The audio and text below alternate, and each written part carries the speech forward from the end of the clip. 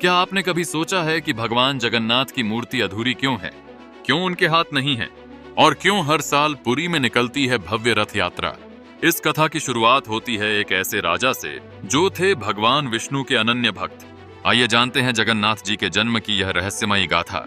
सैकड़ों साल पहले उड़ीसा के राजा इंद्रद्युम्न भगवान विष्णु के परम भक्त थे।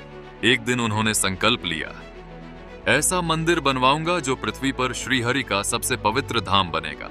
उन्होंने पूरे राज्य में घोषणा करवाई कि जो भी भगवान विष्णु की सबसे प्राचीन मूर्ति का पता लगाएगा उसे पुरस्कार मिलेगा। राजा ने अपने सबसे बुद्धिमान ब्राह्मण सेवक विद्यापति को बुलाया और उसे इस दिव्य मूर्ति की खोज पर भेजा। सुनाई देती थी एक किंवदंती। एक आदिवासी मुखिया विश्ववसु नाम का व्यक्ति नील माधव नामक देवता की पूजा करता है। विद्यापति जंगलों, पहाड़ों, नदियों को पार करता हुआ पहुंचा उस गुप्त स्थान पर। विश्ववसु की बेटी ललिता एक सुंदर, धार्मिक और भक्त हृदय कन्या थी।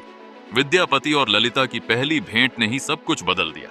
दोनों में आत्मिक प्रेम हुआ और उन्होंने विवाह कर लिया। ललिता ने विद्यापति को बताया कि उसके पिता नील माधव की गुप्त पूजा करते हैं।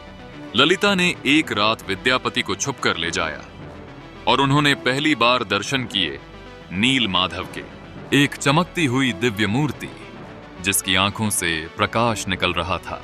विद्यापति भाव विभोर हो गए और लौटकर राजा को यह खबर दी। राजा इंद्रद्युम्न ने तुरंत कारीगरों को बुलाया और आदेश दिया, नील माधव जैसी ही मूर्ति बनाई जाए। लेकिन आश्चर्य, जिस लकड़ी से मूर्ति बननी थी उस पर कोई औजार असर ही नहीं कर रहा था, जैसे स्वयं भगवान ही रोक रहे हों। तभी एक रहस्यमयी वृद्ध व्यक्ति वहां आया। उसने कहा, मैं ये मूर्तियां बना सकता हूं, पर शर्त है, मुझे 21 दिन तक अकेले कमरे में काम करना होगा। तो वो और कोई नहीं, स्वयं देवताओं के शिल्पकार भगवान विश्वकर्मा थे। कुछ दिन बाद रानी की चिंता बढ़ गई। कमरे से कोई आवाज नहीं आ रही थी। राजा ने द्वार खुलवाने का आदेश दिया और जैसे ही दरवाजा खुला, अंदर कोई नहीं था, लेकिन 3 अधूरी मूर्तियां थीं, बिना हाथों के पर दिव्यता से भरपूर। राजा ने इन अधूरी मूर्तियों को भगवान का ही स्वरूप माना और उन्हें स्थापित किया। भगवान जगन्नाथ, बलभद्र और सुभद्रा के रूप में यह मंदिर आज भी विश्व का एकमात्र स्थान है जहां भगवान अधूरे रूप में पूजे जाते हैं। हर साल जब आषाढ़ मास आता है, भगवान स्वयं नगर भ्रमण पर निकलते हैं। जगन्नाथ रथ यात्रा, जहां लाखों भक्त उनके रथ को खींचते हैं।